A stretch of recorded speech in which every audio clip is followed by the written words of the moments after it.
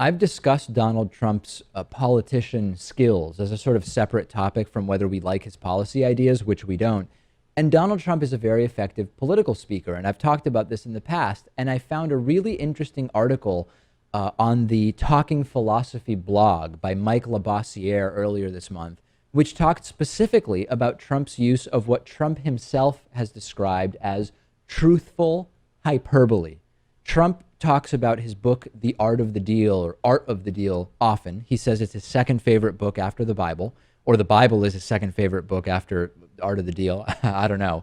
In any case, in the book, Trump, I'm just noticing the hilarity of the picture Lewis has up of Trump here. Trump talks about a rhetorical tool called truthful hyperbole, and he calls it an innocent form of exaggeration and a very effective form of promotion. And Trump uses this technique often.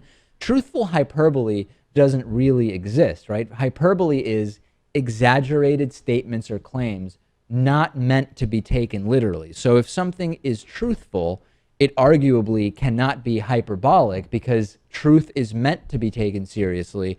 Hyperbole is not. Doesn't matter. Trump does this really, really well. These are sort of phrases that Trump has been able to figure out and use. So, for example, when Trump said, some people in America celebrated, or when Trump said he saw people in America celebrating 9/11, right?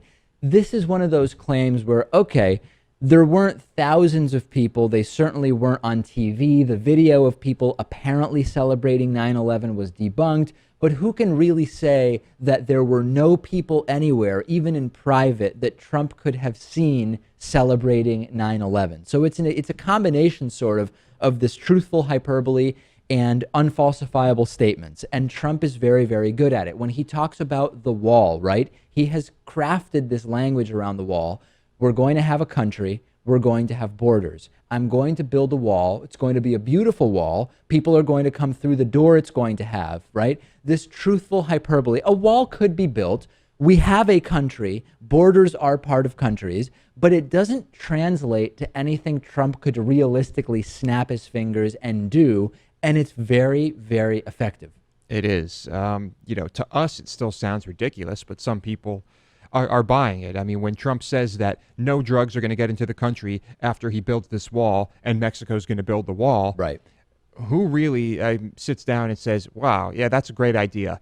Donald Trump can do this. I'm going to vote for Donald Trump. It's insane. And if you think that, there's something wrong with you.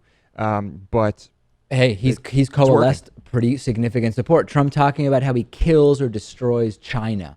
And he destroys Japan in deals, right? The U.S. doesn't win anymore. Trump would win. He can destroy the Chinese. He negotiates. He kills. These are personal claims, right, about Trump's skills, his negotiating skills. We might not care about his negotiating skills, but it is very vivid, hyperbolic imagery. He shows up and he kills them in negotiation. And it's horrible that it has been so effective, but he is a very good political speaker when it comes to this. Yeah, he uses good imagery and he speaks very plainly and simply. And I think the words he chooses, I don't even know if this is deliberate, if he carefully picks these words, but they happen to be very simple words that everyone can understand. What is his, what was it, like a third grade or fourth grade speaking level? That's exactly right. So and that's considered a positive thing. That's considered an effective thing. So after the break, we'll talk to attorney Mike Papantonio about how far the Republican Party may go, the insiders, to get Trump out of this race.